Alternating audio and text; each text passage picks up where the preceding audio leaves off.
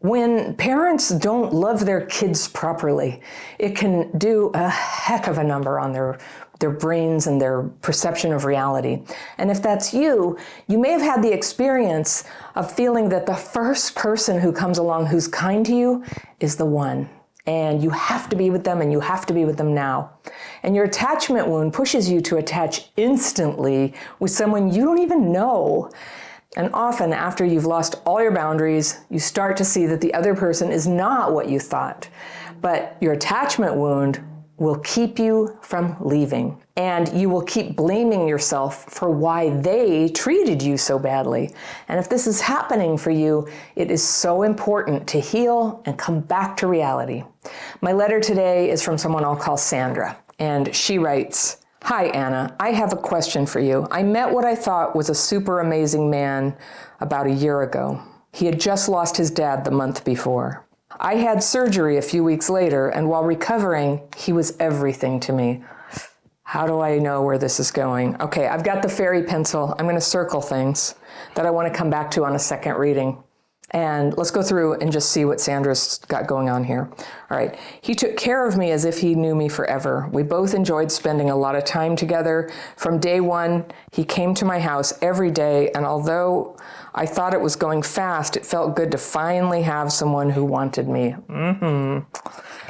Okay. "We started talking marriage right away. He said he wanted to marry me, so I scheduled premarital counseling. We completed 6 weeks, and I was off to scheduling the wedding. Please don't be mad at me, Sandra, as I know what I did was wrong here, but I started paying for things before he did a formal proposal with a ring. He'd been off work for a few months prior to us getting together, but he was showering me with so much love and gifts and vacations that I didn't think money was an issue. He asked me to change the wedding date because of money, and I moved it a few months into the future.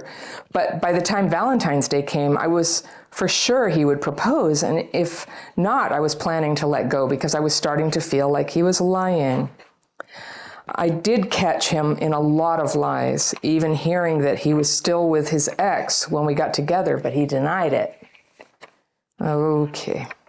2 months before Valentine's Day, my anxious attachment was on high alert, but at that time I didn't know what it was. And the more I would ask him what is wrong, the more he would say, we're fine. Well, I stopped believing him. Days leading up to when I broke up with him, I asked a mutual friend if he really wanted to marry me because my gut was telling me something was seriously wrong. He wouldn't talk to me, and he seemed really shut down, but he kept coming around, just distant. And the friend confirmed that he was second-guessing the relationship. My partner and I never talked about it. I asked him via text, are we gonna be okay? And he said he didn't know. He has to see what's going on in his head. No expectations at this time. I was triggered. I literally blacked out from feelings of abandonment and broke up with him via text. He had just lost a cousin the day before. The next day I was mortified of what I did. I pretty much begged him back. Yeah. He would not talk to me, only text back here and there. He still won't talk to me. He was hurt, but blamed me for abandoning him while he was grieving. He would make promises to call me, but wouldn't. My son was grieving also, and I asked him if he would just talk to my son and let him know everything is okay. He said he would, but he only called my son a week later and didn't reach him.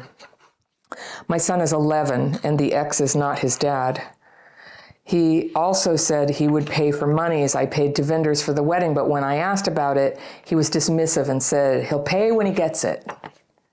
Yeah. I'm in therapy and working on myself. I've since read books on attachment and on having compassion for myself. And my question is, I keep thinking of the good moments in the beginning, but have so many questions as to why he shut down on me later in the relationship. I thought I was dealing with PMS, like in yourself, but now I see it was my attachment style causing me so much anxiety in the relationship. Oh, interesting that you think that. I'm sure I overwhelmed him with my emotional imbalances. Oh no, but I just couldn't put my finger on why he wouldn't tell me what was wrong. I'm now equipped with more information about myself, and I struggle with feeling like my emotional issues ended the relationship, yet how he treated me leading to the breakup and after don't show love, so why can't I let this go? Was it me and or him? I hear he is now grieving the loss of his dad almost a year later. Kind regards from Sandra. Oh, Sandra, this is so hard and sad. All right, I can help. I'm going to help you get some clarity on this situation. This is what we do. Sometimes we need a friend to look at it because there's something we can't see that's right in front of us. All right, you thought he was super amazing. He had just lost his dad a month before you met, and you had surgery a few weeks later, and while you were recovering, he was everything to you. So he rushed in, he saw you every day, and there were gifts and vacations, and he wanted to marry you.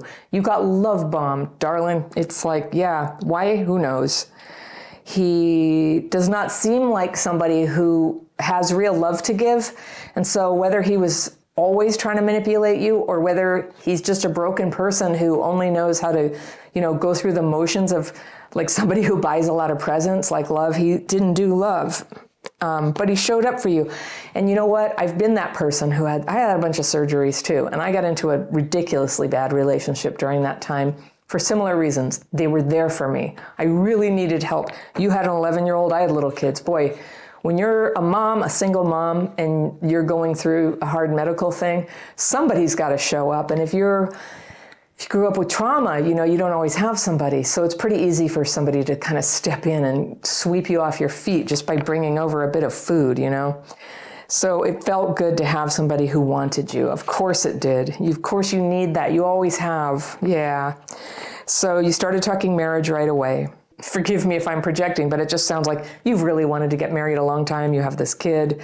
You've thought about the process if that would happen. So if somebody comes along and they're just like way into you, you want to go to premarital counseling. So you completed 6 weeks, but I'm just wondering, like, what kind of counseling? Did they mention that something's not right here, that this is way too soon? And did they help you kind of figure out what, some of the really important questions? I know, when my husband and I got married, we went to premarital counseling that was required by our church. And we also did other stuff because we wanted to, some discernment around it.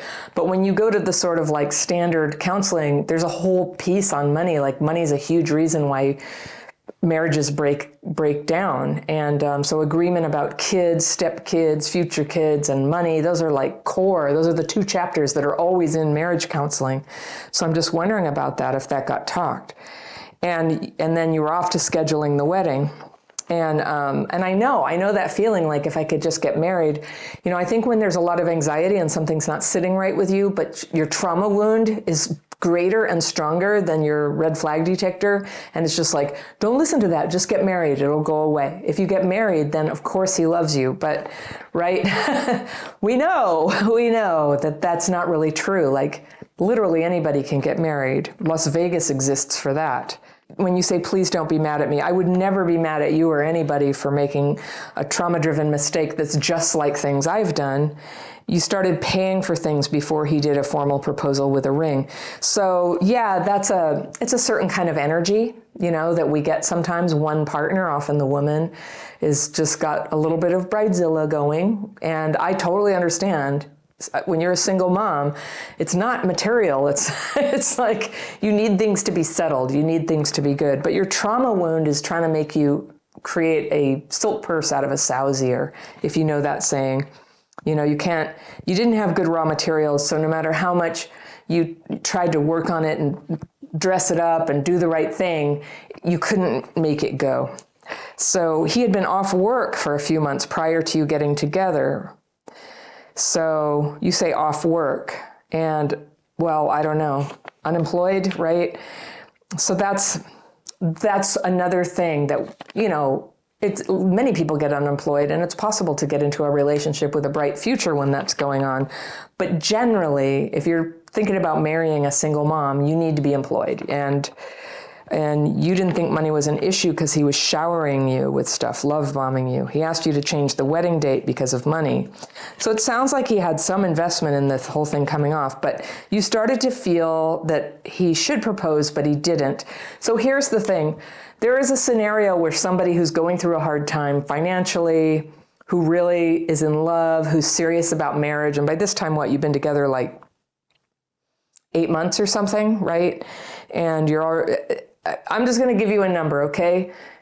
I just don't think anybody should decide to get married in less than 18 months of dating. And it needs to be serious dating, like for real, and not the kind of dating where you're afraid to talk about things or where one person is stonewalling and won't let you talk about things. You weren't avoiding it. You were trying. So you thought for sure he would propose. I bet you were just waiting for that, and you just wanted everything to fall into place. But you were feeling like he was lying. And then you say, I did catch him in a lot of lies. So right there, okay, so when you say at the end, when you're like, what does it all mean? We'll get to your specific questions at the end. It's like you became a person who got lied to a lot and you swept it under the rug. And so when you do that, you go into this cognitive dissonance where nothing quite makes sense and you're confused. It was alarming to me how quickly you were ready to attack yourself and completely blame yourself. And then you were kind of coming back out and seeing that he kind of did something wrong to you and then, right back. But you caught him in a lot of lies. So I'm just going to say categorically, for everybody out there, do not marry somebody you catch in a lot of lies. Lying is a terrible sign that somebody cannot or won't or doesn't want to be what you are hoping for. And yeah. And then like he lied that he was still with his ex when you got together. So something tells me he still is with his ex, that there's still a lot of drama over there. Something's going on that he's hiding from you, that he's pretending is other things. 2 months before, you say, my anxious attachment was on high alert. This is where you blame yourself. You may have anxious attachment and it made you rush into a relationship. That's what we do. But that's what we do when we're not healed yet. Okay, you're not always going to do this, so don't worry. But it made you do that. But your anxious attachment isn't why you were getting the red alert inside. You were getting it because you were being lied to. That's why. That's a healthy, perfectly good gut response. You said, I was on high alert, but I didn't know what it was. The more I would ask him what is wrong, the more he would say, we're fine. And I stopped believing him. So just, here's your feedback. You had good instincts. You read that correctly. Something was wrong. You knew it. So days leading up to when I broke up with him, I asked a mutual friend. So you asked the friend, does he really want to marry me? And the friend said, no, he's second guessing it. But you never talked with the partner about it. And so like if people are planning a wedding and one of them doesn't want to and they're not talking about it, even if they've never lied, like their inability to talk about how they're feeling about it is a huge red flag. It's kind of like not ready for marriage for sure, and not even boyfriend material.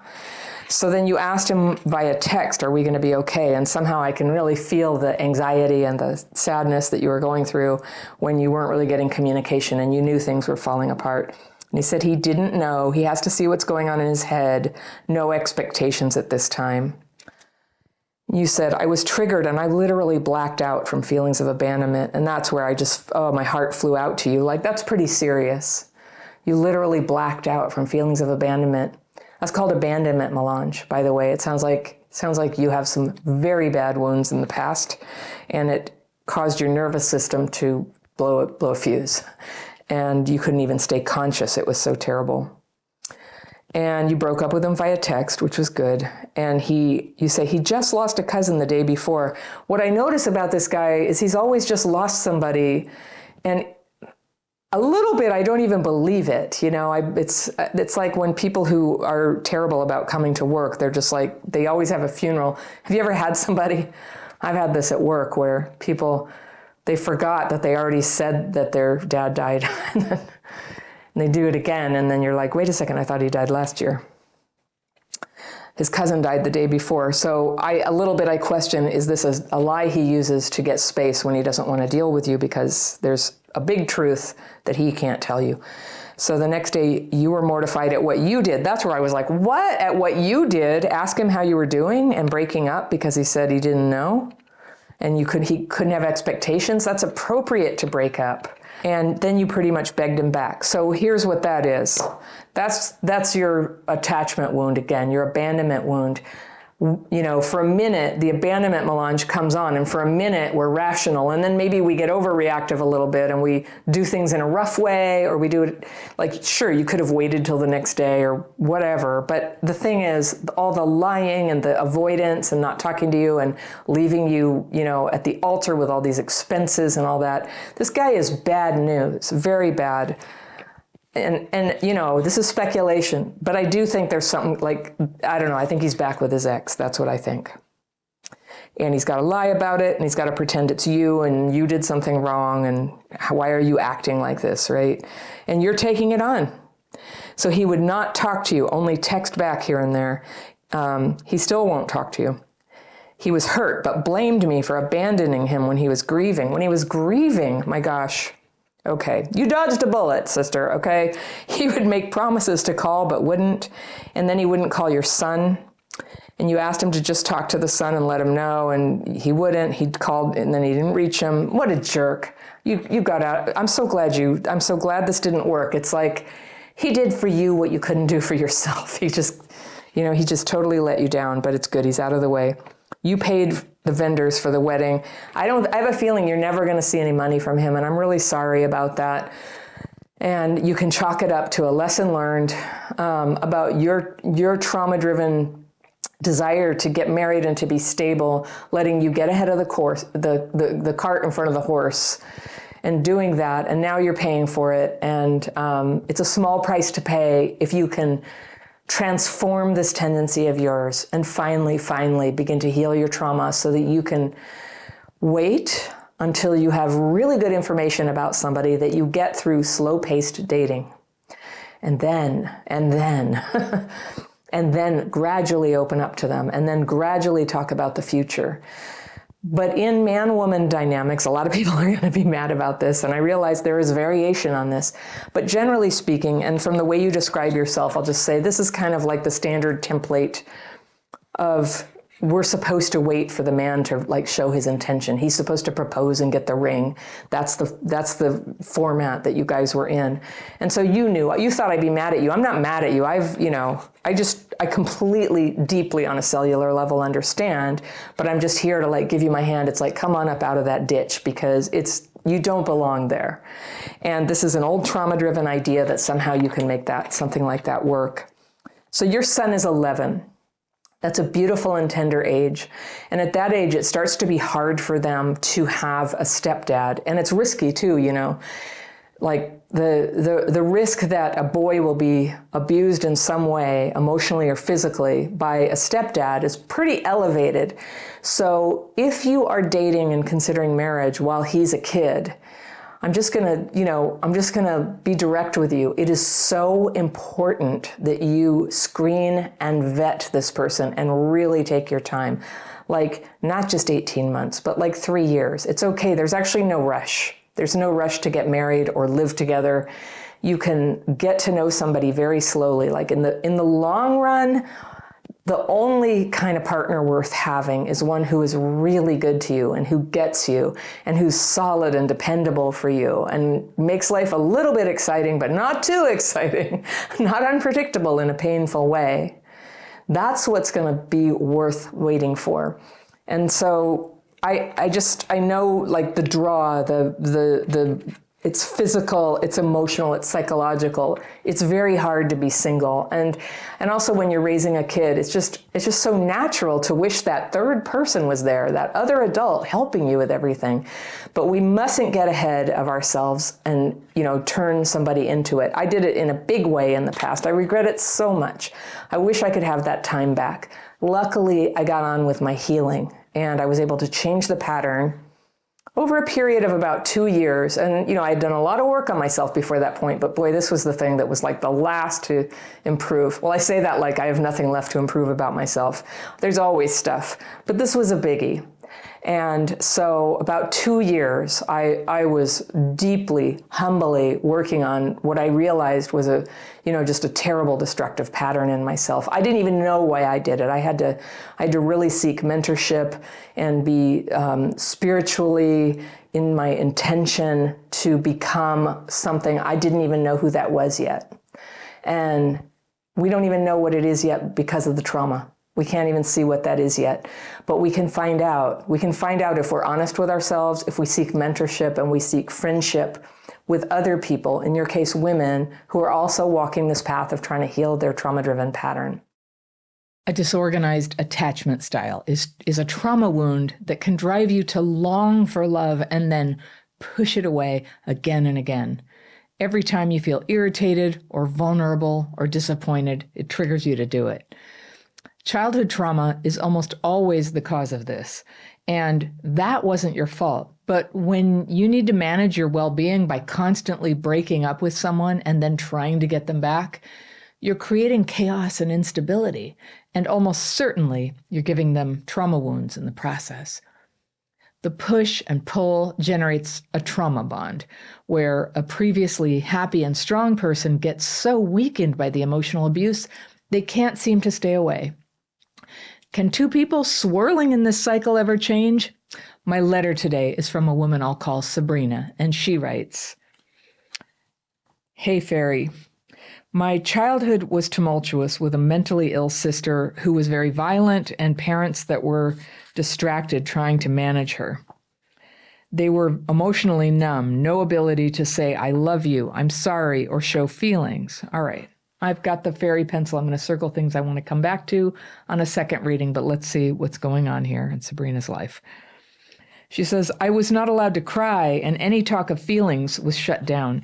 My mother was extremely controlling and verbally abusive to me and my dad. I was very much ignored. I was the youngest, but expected to be the adult. I began drinking at 8 or 9. Woo! It seemed like the answer to all my problems. I no longer cared about the chaos and violence at home. I always began to run away, which is something I do to this day, but in different ways, such as breakups and leaving when I feel triggered. I'm 10 years sober now, and I finally feel ready to have a healthy relationship." All right, so my question is, how do I know when to give up on a relationship? I have tons of fear and a difficult time trusting my instincts, since it feels like my instincts always say, run. I began dating Bob long distance 3 years ago. Of course, I would pick someone physically and emotionally far away, since that didn't terrify me as much as someone available due to my fear of commitment, fear of picking the wrong one again. When we started, he was very into me. I was scared and pushed him away. I would get fear, break up with him, run. So after 6 months of the off and on, he said, "I can't keep dealing with you breaking up with me and blocking me." So basically every time I got my feelings hurt, which was frequent since I'm hypervigilant about protecting myself from abuse. So at that point, I made a decision to grow up. I told him I really wanted the relationship and I stopped breaking up with him as much. It was still off and on, but somewhat improved. Examples of why I would break up were things like him canceling plans last minute. He can get a temper in arguments and yell, and him being emotionally unavailable, just like my parents. So finally, I feel all in, and it seems like at that point, he quit trying. He tells me he sort of gave up because of the frequent breakups pushing him away, but he didn't give up enough to stop the cycle of off and on. Yeah, that's often what happens. The more I tried to be open, the more he shut down, it seems. But when I couldn't take anymore and broke up with him, he would always come back.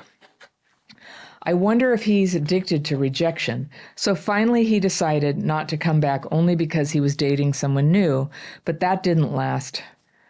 So by the time he came back, I decided to go no contact. I didn't speak to him 6 months while he sent about once a month texts trying to initiate conversation, which were ignored. Okay, during this time, I missed him and hoped no contact would eventually help me get off the merry-go-round and move on. It didn't seem to work. Okay. I really wanted an apology for him dumping me in the end, which felt like abandonment. What? Okay, we're going to come back to that. Especially since my son lost his father at the end of the relationship, and I reached out to Bob for support, but he didn't check in on me again for 3 days, and rarely after that. My son was grieving his father, and that was intensely hard for both of us.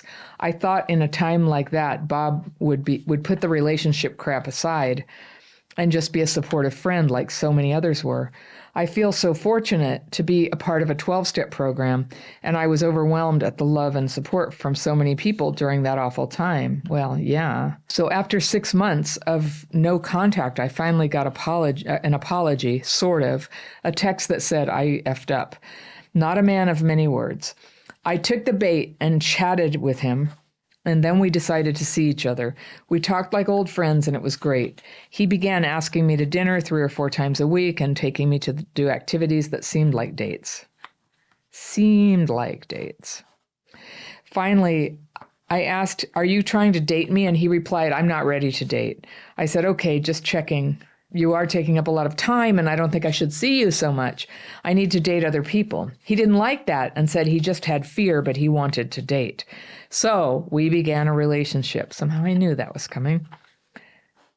He finally agreed to go to couples counseling, and I was shocked at his change and growth. Couples counseling was very hard, and we talked maybe too much about the past, and we only made it to 3 sessions before he broke up with me. He came back quickly, and this has been a cycle. Now he breaks up with me all the time instead of me. I realize writing this sounds insane. Yes. And it's clear it's not healthy. My issue is he has shown progress, as I have. We're equally responsible for the dysfunction. I'm circling, but it's dysfunction. I have difficulty with trust issues, mainly believing he loves me. He says he loves me, and he shows it through kindness, support, and quality time, except when he doesn't, because when he's dysregulated, he's completely shut down. I just don't know when it's time to give up. He says he sees us getting married, and I recently found out he bought a ring, but then chickened out, telling my friend he decided it's not the right time. I would love to have a life with him, but we can't even stay together long enough to complete therapy. We recently started going again, and he walked out of a session halfway through. I don't think he has any ability to regulate once he's triggered. I'm triggering for him because I can be bossy, demanding, and needy. He says he's willing to do therapy and whatever it takes, but this is exhausting. It's affecting my sleep, my work, my ability to be a present mom. Woo. What do you do when you aren't sure if you should try harder or move on? We do not live together, and his busy schedule is a topic of arguments since he doesn't have more than a couple of days per week for me. When he's trying to win me back, after me saying I can't do this anymore, his schedule magically opens up for me. He definitely has CPTSD and is slightly coming out of denial about the healing he needs. He has a great heart, is a great dad to his son, and has shown a ton of improvement as far as growing and better mental health. Please offer any advice, and I'm open to tough love, so give it to me straight. All right, Sabrina. Yeah, this sounds insane. That's all. It sounds insane. And I'll tell you why I think so. For reasons you know. All right, you gave your background. Your parents were cold to you and numb, and you were ignored. So you had the kind of background that is common for somebody who turns out to have avoidant attachment, or worse, disorganized attachment, where you want the relationship and you try for it, and getting rejected makes you run and grab it, but having it makes you reject it. And I can't help but wonder that now that this boyfriend or ex of yours is, running away from you, that's the only thing that's got you there. And if he would stay present and say, no, I'm really into you and I want to be together, you would find a way to go. I didn't hear anything in what you were saying that some radical change had happened. And I think attachment wounds can be very hard to heal. And the people who do heal them are very serious about not just their healing, but about recognizing their own role. I'm going to go to a tough love zone here. This is emotional abuse. When you break up with somebody over and over again, or you say, well, it's not as bad, I don't break up with them as often, you are an emotional abuser. And I need to say that straight out. I think it is best for this guy to get out of this relationship. I don't know what he is. He's not writing the letter and giving us his perspective. I can see from his behavior that he's trauma bonded with you, at least, that he didn't start out this way, but now he holds on and he feels terrified for the whole thing to end. But he's trying to hold a boundary with you. And maybe he's avoidant too. Maybe he's disorganized attachment. Whatever he is, let's focus on you because you're the one who wrote the letter. So you have a kid. And what I thought was off base for you was to say that he owes you an apology because he broke up with you.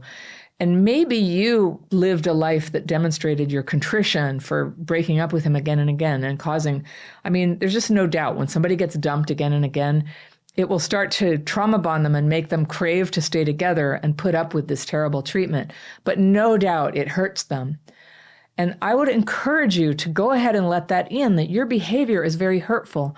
I would say you don't belong in a relationship with anybody until you have very clear perspective on this from maybe a 12-step group like Sex and Love Addicts Anonymous, maybe therapy, also maybe my program, to really take seriously that you have a problem that hurts people and hurts children.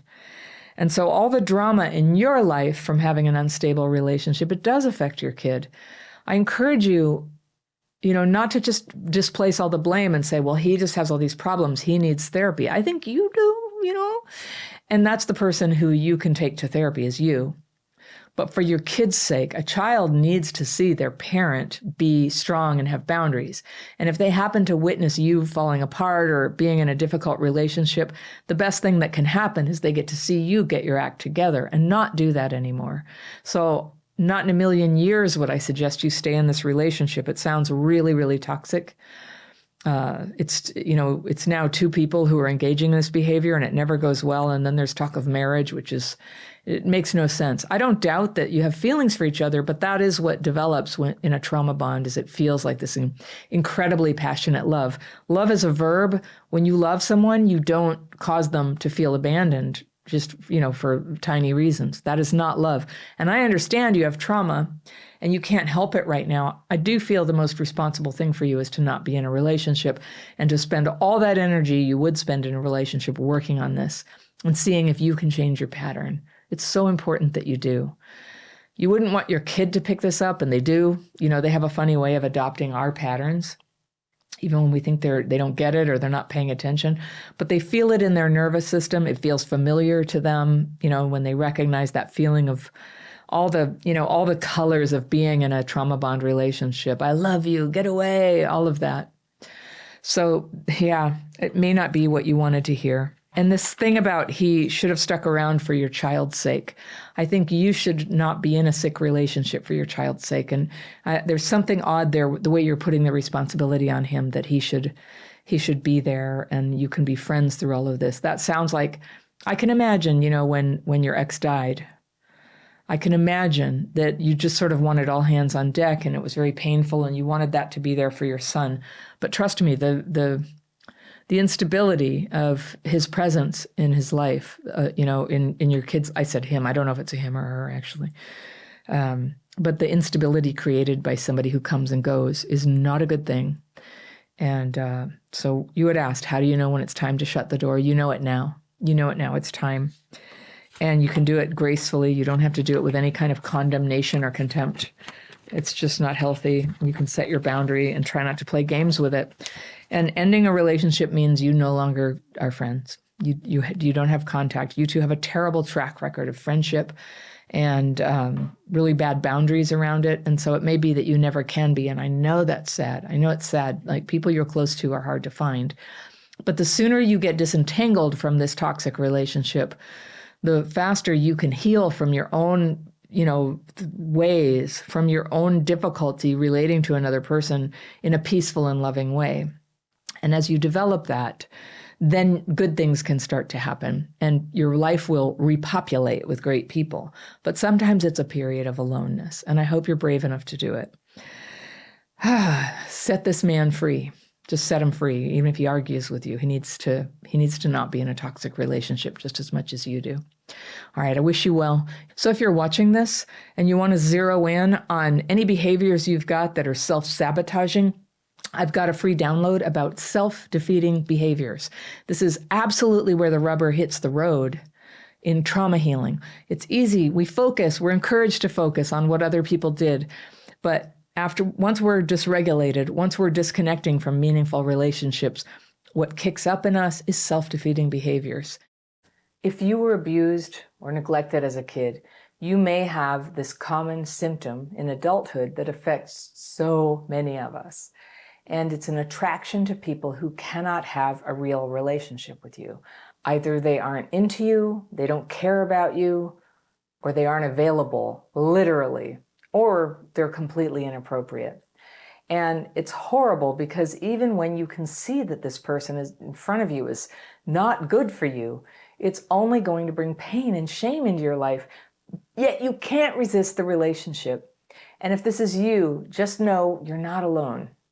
My letter today is from a woman I'll call Tanisha, and she writes, "Hi, Anna. I want to thank you for the work you do. I love your straightforward way of delivering help with CPTSD. Right now, I'm involved in a flirtatious pen pal situation with someone who is in jail." Whew, okay. It's not for petty crime either, okay? I enjoy talking to him, but I'm not at all deluded about where this is likely headed. Him anticipating a relationship when he's released, or him asking me for help while still incarcerated. Okay, I've got the fairy pencil. I'm going to start circling stuff here that I want to come back to on a second reading. But right now, I'm just going to read through. Let's hear what you got going on. Okay. So so either he's anticipating a relationship when he's out, or he's going to want help while he's still in, neither of which you're interested in. You say, "I'm using him to fill a void and I can't stop myself." Yeah. Okay, when I say I enjoy it, I mean the conversations do enough to fill a deep-seated loneliness I feel on a daily basis. I'm 25, female, college-educated, childless, still trying to find my footing in the world. I've allowed myself to be distracted by one man after another because sometimes doing life feels too hard, and I'd rather stay in bed all day manufacturing feelings from our correspondence. Yes, I'm currently unemployed, but, oh dear, but seriously looking and interviewing thanks to one of your other videos. I know this isn't right. I know I can do better, but I can't seem to actually do better. I honestly don't know what it is I'm doing. I went to college with hopes of escaping from a volatile home. I left my mom's care, or lack thereof, at the age of 10 because she was so chronically unstable. Oh, wow, that's a lot. Under my grandmother's care, I grew up with verbal and physical abuse, and there was a drug addict and an alcoholic in the home. My childhood was marked by intense fear and uncertainty about what was coming next. Ironically, I felt like I was in a prison, and I still do. I escaped for a year before work started to overwhelm me, and I abruptly quit. This happens a lot. Then I had to come back home. It's been a struggle every day, and I'm still angry at myself for it. To feel better, I initiate and accept advances from men I don't take seriously and would never marry. But Anna, I'm so lonely. It brings tears to my eyes. I don't talk to the people I live with because honestly, I don't like them. They remind me of my childhood. I don't have close friends anymore. I push them all away. And eventually I push all the guys who are interested in me away too. They all say the same things about me too. I'm crazy, my mood is up and down, I have an attitude problem, I'm snappy, etc. My question is, what should my next move be? I'm spiritually dying. Oh, my heart goes out to you. All right, let's go through what you told me here. You have a flirtatious pen pal situation, but this is a pattern for you. You said you accept advances from men who you don't take seriously and would never marry. So, from the outside, this all makes total sense to me. After the kind of childhood you had, I can understand maybe better than most what it's like to just kind of you need your backup source out there. You need to know that there's somebody you can call to hang out with. And when you actually cannot deal with somebody's emotional needs, you don't really want the whole thing. And yes, it's so lonely. And it's funny how people can be so complicated. We can, because we can simultaneously want someone so bad, but push everybody away who's suitable, and then attach ourselves emotionally to people who are completely unavailable. This is so normal for traumatized kids. It's a thing, you're not alone. There's really nothing wrong with you. You're showing classic signs of somebody who grew up the way you did. It's normal to develop these symptoms. So first of all, try to take the shame off. It's okay that you're like this. It's not your fault what happened to you. You didn't ask to be treated in an abusive way as a kid or to have your emotional needs completely neglected and stomped on and threatened. You didn't ask for that. But here we are, you're 25, and it's time for you to try to change the course of your life. And the truth of the matter is, like, no man, even a good one, is going to come and save you from this. There's an internal healing it's rearing up for you right now. Like, the sign that it's upon you is the pain you're going through right now. That you're doing your old thing and it is not working for you. You know it. It's coming up empty. That's how healing begins. It's a beautiful thing, really. It's holy. And this is where that inner power comes from to do something. As you said, you know you shouldn't do it. You know you should do better, but you can't seem to actually do better. So what we call that in my program, in the membership program, we just call that not having power. And when we talk about power in the context of CPTSD in my program, what we're talking about is the strength inside to, like, see where you need to go and follow through on it. It takes a lot of power to do these things. Like, when you're really down, it's almost impossible to brush your teeth. When you're really down, when you're so depressed you can hardly get up off the floor, right? You can't call for help. And then some days, power comes into you. Where does that come from? Well, different people have a different experience of that. I'm a God person, but I know that whatever people believe about it, it sort of wells up inside as if we have a spring inside, and some sort of energy and power comes inside of us to do the right thing. And the right thing sits there when the right thing is just kind of like inside you. You know the right thing. It's talking to you. It's telling you, not this, this. And that's what I see happening to you. Power is showing up. Power is showing up to make you have a distaste for what you've been doing and a desire to do something different, even though you don't yet have enough power to do that, to see what is it that you have to do. But gosh, you wrote a letter to me. I mean, that takes tremendous power. So good job, Tanisha. This guy who's in prison, yeah. If you have the strength, I would just cut that off, just very kindly. It's not his fault. Just very kindly, just end it. As nice as you can without hurting him unnecessarily. He may be disappointed. I'm sure it was a bright spot in his life, but that doesn't mean that you throw your life under the bus with somebody who cannot be with you. As a 25-year-old woman, you have this, talk about power. There's a beautiful power inside of a young woman who would like to have a relationship, and a man. This is something that we carry within us, and we have it to give. We have something to give.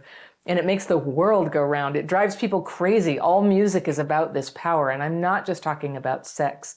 I'm talking about fertility, the power to give ourselves, what they used to call troth, the part of you that can marry, this whole package person where you're capable, you can earn money, you're knowledgeable, you could have babies, you could build a house, you could create a company. Like, you are just full of possibility. And so, what a special creature you are for one day giving yourself to somebody in a full relationship. But of course it would have to be reciprocal. And of course it can't be with somebody who can't be with you. And so I totally understand, this is really not analogous, but I used to smoke a lot of cigarettes, a couple packs a day. And that was one of the things that I leaned on. Not the only one, but one of the things. And I just couldn't stop. I couldn't stop because for the longest time, it was really like the only way that I could get some relief from just the stress of being me. It was very stressful being me and having to, pay the rent and earn a living and deal with people and maybe find a boyfriend, all of that. I was constantly under a lot of stress around it. And sometimes I just needed out. I just needed to go outside on the porch and smoke a cigarette, and it was a symbolic act. And I just wouldn't be surprised if, even though yours has potential, it has different repercussions, right? Dealing with real people is stressful. For those of us who have CPTSD, people are triggering. And by triggering, I mean it sets off a neurological change that makes us dysregulated, and it's very hard to manage. And we can get very upset in that state, and we can make terrible mistakes in all areas of our lives. So it's sane and rational to not want to get dysregulated. And so if hanging out with people just sets it off and you're just like, I get so overwhelmed by them, or I get so depressed I can't get out of bed and then I can't go to work. Like, it is threatening. Like, real people in real relationships, I will tell you, I really used to think that if I could just marry a nice man, like, my problems would be solved. And I wasn't raised to believe that the Prince Charming thing worked like that, but I just did in my heart of hearts. And I will say that getting married does involve a healing, and it goes very deep, but it didn't solve all my problems. It didn't solve my anxious attachment. It didn't solve the thing where I just can't deal with people, or where, I just feel so angry sometimes and frustrated and not heard and can't really cope with my own feelings. Like, I've made tremendous progress. I've been married almost 10 years. But the hardest period of our relationship, which we've been together 15 years, was the first 2 years, when I began to sort of wake up and go, oh, wow, I still am really scared I'm going to get abandoned. I still feel like I'm in a little bubble where nobody can reach me. I still have all these things that I used to feel as a single person. I still had financial worries. I still had, social worries. It was all still there. Like, wherever you go, there you are, even in marriage, right? And so it's very deep, this idea, for us straight women, that a man is going to come along and there's this profound wholeness that will kick in. And that wholeness really is meant for you. It is meant for you. And you finding someone to love and be loved by is part of it. But I think what happens, and I don't blame Disney, I don't blame Disney. It's really like mostly me, mostly my difficulty, my trauma, my developmental delay as a result of not being loved properly when I was a kid, and then my mismanagement of my special powers and my troth when I was younger, that caused me to have so much fear inside and so much anxiety around, having somebody actually committed to me and actually committing myself to another person. And that commitment is very powerful. It's a very big deal. So why would a kid who had been through what you had been through find that easy? I don't know, some people talk about it like, and then I met so-and-so and everything was easy, but it's just not like that, is it? So it's a growth process, and it's a growth process that can go better and faster and open your life up sooner and more when you turn towards it rather than run away from it. And that's what cigarettes are. That's what guys in jail are. We're just kind of like, I just want the quick thing. I want the quick thing that makes me feel better. While I sit and figure out how am I going to get the real thing that I need, a human being to be with in real life, how will I ever have that? And all the self-hatred that comes up and all the, resentment at people and all their BS and all that. So this is why you'll often hear me talk about my daily practice techniques. I always have a link down in the description section. It's a simple thing that I do twice a day to free myself of all that just, they call it in England, chuntering. It's like talking to myself silently about like, everything's so hard. I'm so tired. I'm just sick of all this. And gosh, I'm awful. Why am I such an idiot? All that stuff that goes on in your head when you have complex PTSD. I think everybody has it, but I think we have it worse. And it really makes it hard to progress. It just makes it hard to progress. It takes up a lot of space. It makes a lot of noise. And you can get free of it, one little chunk at a time. I would recommend that to you, so that you can make a space to grow. And then it is so important to align yourself and spend time with other women who are also healing and recovering from trauma and from terrible relationship patterns. And boy, do I know where you can find some. You can find some in my program. They're wonderful. These women aren't going to fix you and solve your problems either, but they're people that you can be honest with about what's really going on. Because what happens if you're living your life in a way that you have secrets, you feel ashamed about what's really going on or how you get your security or how you cope, that secrecy and not talking to people can tend to make it very, very stuck. You calcify on it. When you talk to people, it helps you get perspective. It helps release some of the shame. You have relatedness. You laugh together about the whole thing. And you have people to spend time with so that you're not alone. When you say, I'm so alone, I could cry. I know I know that place. I spent so many years there. And it means the world to have some women friends who you hang out with, but not the kind where you can't be yourself, the kind where you must be yourself.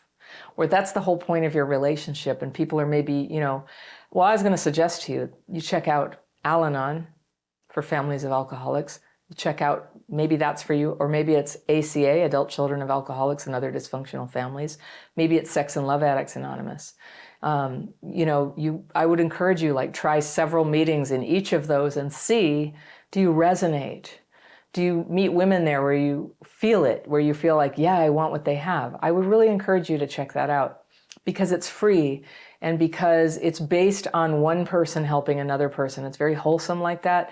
And yes, you can get into scrapes, and I don't recommend dating in those programs. And if you were to ever go to a mixed program and somebody hit on you, just say no. It's not a good place to date. And especially, I would say, Sex and Love Addicts Anonymous, 2 of them together, just forget about it.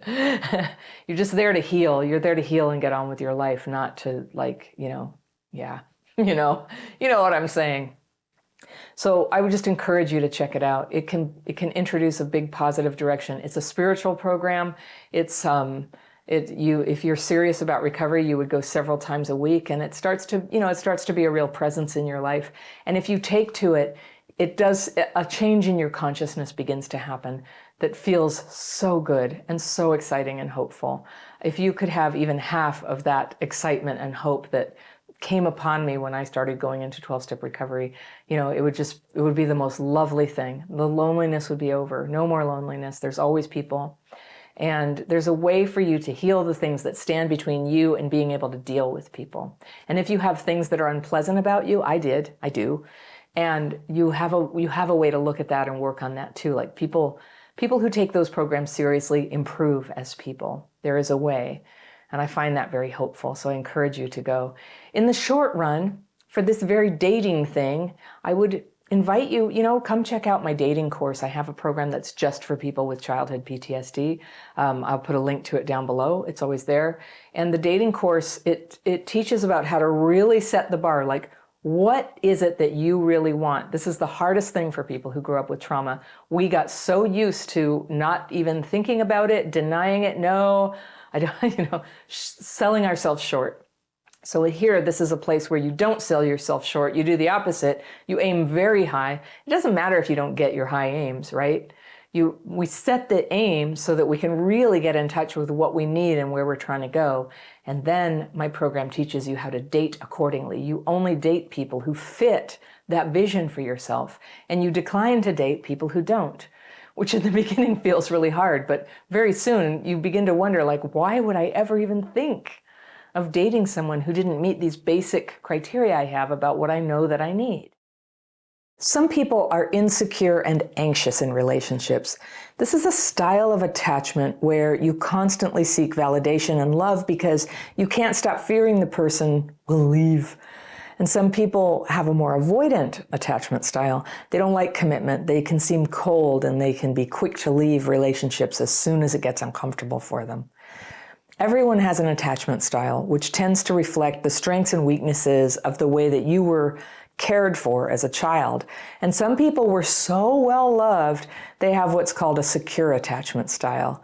And for those of us who didn't start out with that, we can work toward it at least. But the hardest attachment style of all, where a person is both fearful and avoidant, it's called disorganized attachment. It's where you can swing between intense longing and trying to hold on to a relationship, giving your all to make it work, and then shutting down and pulling away for the tiniest reason, which hurts the other person. And if it's not healed, it can make real love almost impossible. My letter today is from a woman I'll call Rain, and she writes, "Dear Anna, I've been struggling to find a safe, stable man to date for my whole life, and now that I may have finally found one, I think I ruined it. I've had a crush on a man at my workplace for almost 3 years now. I was instantly attracted when I first saw him, and my affection for him only grew when I learned about him.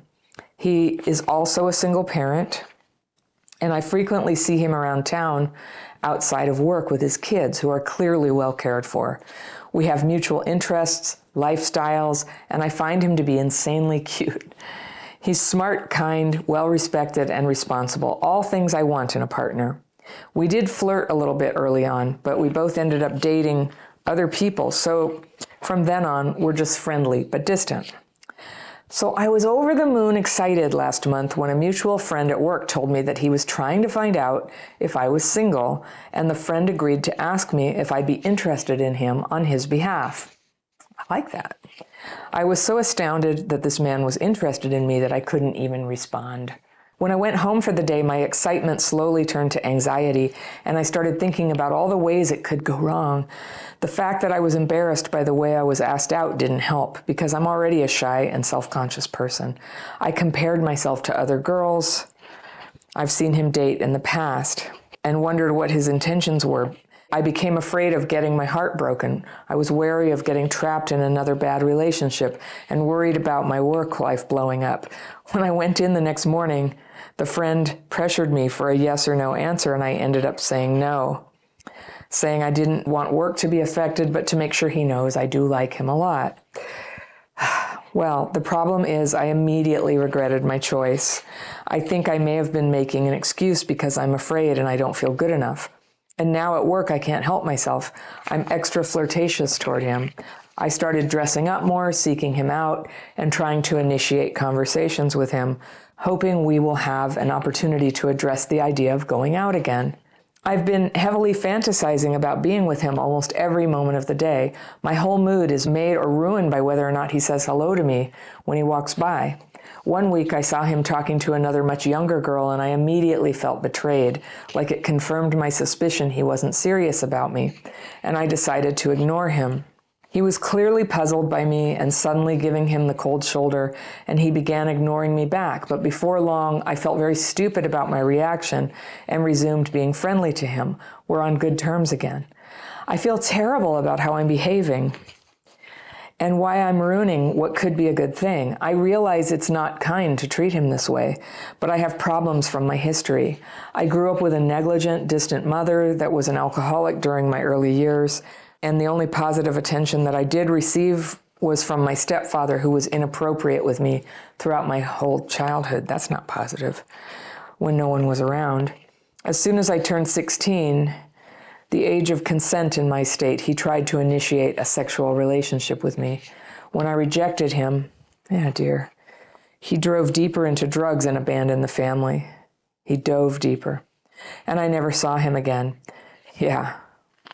Shortly after, I had a child when I was still very young and with an abusive man that I stayed with for 12 years. My most recent boyfriend was also physically abusive and wouldn't allow me to break up with him until I finally filed a restraining order. So I've never had a real loving relationship. Is there any hope of saving this situation now and starting a real healthy relationship with the man I admire? Or have I already sent too many signals that I'm only going to be a headache? Thank you very much for your advice. Okay, let's talk about disorganized attachment here and what's going on. Rain, this is so hard. I'm so glad like a really nice man is interested in you. That's really cool.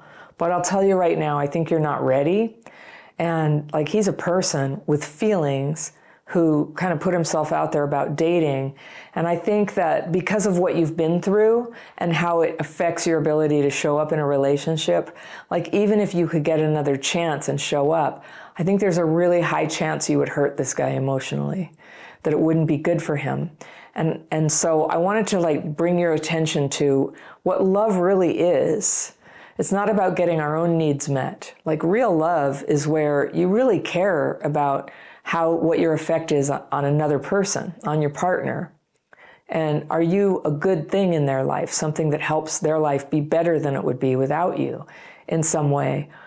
So this thing where you said, does he just think I'm a headache? He might, but right now, because your trauma is so active, you've been through so much, oh my goodness, there's some stuff for you to unpack before you would be able to be in a relationship. Now, we've all met people who have been through terrible trauma, but the way it affected them, they were still able to have like a trusting, loving, real friendship, real partnership.